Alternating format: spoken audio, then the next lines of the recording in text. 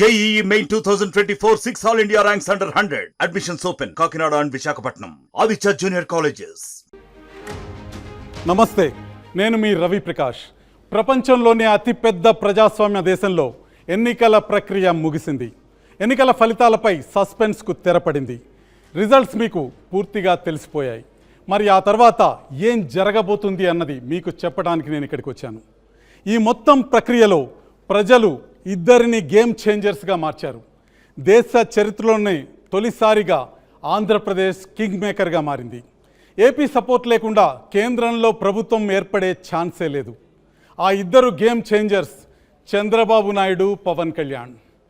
ఈరోజు చంద్రబాబు నాయుడు, పవన్ కళ్యాణ్ దేశ రాజకీయాలని, జాతీయ రాజకీయాలని ఏ విధంగా మార్చబోతున్నారు, రేపు దేశ రాజకీయాలు ఎలాంటి మలుపు తిరగబోతున్నాయి, ఈ విషయాల గురించి నేను వివరిస్తాను. ఆంధ్రప్రదేశ్లో కూటమి సునామీ సృష్టించింది. ఊహించిన దానికంటే ఎక్కువ సీట్లతో రికార్డు విజయం సాధించింది. తిరుగులేని విక్టరీతో ఏపీలో కింగ్గా మారిన చంద్రబాబు జాతీయ రాజకీయాల్లోనూ కింగ్ మేకర్గా మారబోతున్నారు.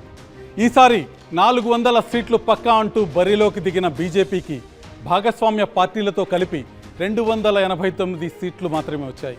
16 ఎంపీ సీట్లతో టీడీపీ ఎన్డీఏలో రెండవ అతిపెద్ద భాగస్వామ్య పార్టీగా ఉంది. ఒక్కసారి మీకు పరిస్థితి వివరిస్తాను. కింగ్గా రంగంలో దిగిన నరేంద్ర మోదీకి మ్యాజిక్ ఫిగర్ 272 సాధ్యం కాలేదు. ఆయన కేవలం 240 సీట్లలో మాత్రమే విజయం సాధించబోతున్నారు. అంటే మిత్రపక్షాలతో కలిపి ఎన్డీఏ 289 సీట్లు సాధించబోతుంది.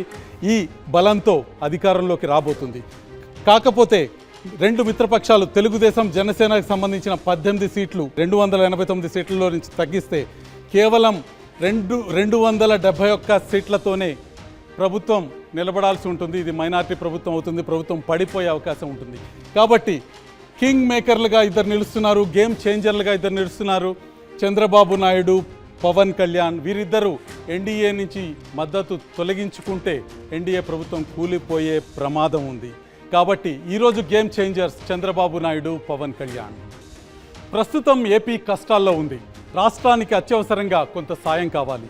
అలాగే కొన్ని డిమాండ్లు ఉన్నాయి. ఇవి నెరవేర్చుకోవాలంటే బీజేపీతో ఉండటమే బెటర్ అన్నది టీడీపీ ఆలోచనగా కనిపిస్తుంది. అయితే కొన్ని అంశాల్లో టీడీపీ, బీజేపీ మధ్య విభేదాలు తలెత్తే అవకాశము లేకపోలేదు. అందులో మొట్టమొదట చెప్పుకోవాల్సింది మైనార్టీ రిజర్వేషన్ల అంశం. ముస్లిం రిజర్వేషన్లకు అనుకూలమని చెప్పింది టీడీపీ, కానీ ఈ రిజర్వేషన్లకు పక్కా వ్యతిరేకం బీజేపీ. మరి సమస్యను ఎలా పరిష్కరిస్తారన్నది మొదటి టాస్క్. ఇక ఇటీవల కేంద్రం ల్యాండ్ టైటిలింగ్ యాక్ట్ను తీసుకొచ్చింది. దీన్ని వ్యతిరేకిస్తున్నట్టు టీడీపీ బహిరంగంగానే చెప్పింది.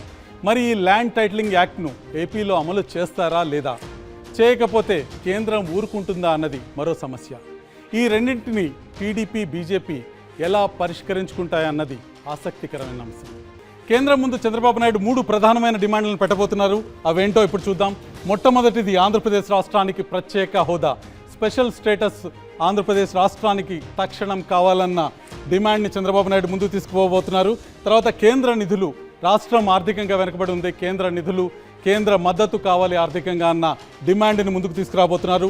మూడవది అమరావతి, గ్రీన్ఫీల్డ్ క్యాపిటల్గా అమరావతి అభివృద్ధి చెందాలంటే కేంద్రం నుంచి పూర్తి స్థాయిలో సహకారం కావాలి. హైదరాబాద్ స్థాయిలో అమరావతి అభివృద్ధి చెందాలంటే కేంద్రం పూర్తిగా నిధులిచ్చి ఆదుకోవాలన్న విషయాన్ని చంద్రబాబు నాయుడు కేంద్రం దృష్టికి తీసుకురాబోతున్నారు.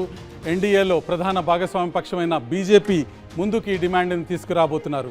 ఏ డిమాండ్లని రాష్ట్రం నుంచి చంద్రబాబు నాయుడు, పవన్ కళ్యాణ్ కేంద్రం వైపు తీసుకువెళ్తారో ఒకసారి చూద్దాం.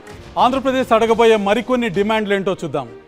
వెనకబడిన జిల్లాలకు ప్రత్యేక ప్యాకేజ్. రాయలసీమ, ఉత్తరాంధ్రలోని ఉమ్మడి 7 జిల్లాలను అభివృద్ధి చేయాల్సిన బాధ్యత కేంద్రంపై ఉంటుంది. విశాఖపట్నం, విజయవాడలో మెట్రో రైలు. ఏపీలో అతిపెద్ద నగరాలైన విశాఖ, విజయవాడల్లో మెట్రో రైలు నిర్మిస్తామని విభజన చట్టంలో హామీ ఇచ్చారు. ఆ ప్రాజెక్టు ఇంకా పట్టాలెక్కలేదు. పలు జాతీయ విద్యా సంస్థల ఏర్పాటు వాగ్దానం. విభజన చట్టంలో జిల్లాకి ఒక జాతీయ స్థాయి విద్యా సంస్థను నిర్మిస్తామని హామీ ఇచ్చారు. ఐఐటీల పేరుతో నామమాత్రపు విద్యా సంస్థలు ప్రారంభించారు, కానీ వాటికి నిధులు మాత్రం ఇవ్వలేదు. దుగరాజపట్నం పోర్టు నిర్మాణం. దుగరాజపట్నం పోర్టుని 8,000 కోట్లతో నిర్మిస్తామని హామీ ఇచ్చారు. ఇప్పటి వరకు పోర్టుకి కావలసిన భూసేకరణే పూర్తి కాలేదు. పోర్టు కట్టి తీరుతామన్న ప్రభుత్వాలకి కేంద్రం నుంచి సాయం కూడా సరిగ్గా అందలేదు. వైజాగ్ చెన్నై పారిశ్రామిక కారిడార్. విభజన చట్టంలో ఏపీ ప్రజలకి ఆశలు కల్పించిన ఇంకో ప్రధానమైన హామీ వైజాగ్ చెన్నై పారిశ్రామిక కారిడార్. ఇది పూర్తి చేసుంటే వేల పరిశ్రమలు ఏపీకి వచ్చేవి, లక్షల ఉద్యోగాల కల్పన సాధ్యమయ్యేది. కానీ ఈ కారిడార్ కార్యరూపం దాల్చలేదు. Visakha railway zone. విశాఖ కేంద్రంగా దక్షిణ కోస్తా రైల్వే జోన్ ఏర్పాటు చేస్తామని విభజన చట్టంలో మరొక హామీనిచ్చారు. 2019లో దీనికి సంబంధించిన డిపిఆర్ కూడా రైల్వే బోర్డుకి ఇచ్చారు. కానీ 5 ఏళ్లైనా రైల్వే జోన్ పనుల్లో ఒక్క అడుగు కూడా ముందుకు పడలేదు. ఇక చివరి డిమాండ్ ఏపీ అసెంబ్లీ స్థానాల పెంపు. ఏపీలో అసెంబ్లీ స్థానాల్ని 225కు పెంచుతామని విభజన చట్టంలో స్పష్టమైన హామీ ఇచ్చారు. కానీ ఆ హామీ అమలు చేయలేదు.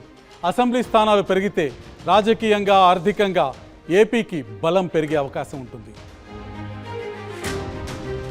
ఈ ప్రధానమైన డిమాండ్లతో చంద్రబాబు ఢిల్లీకి వెళ్ళబోతున్నారు.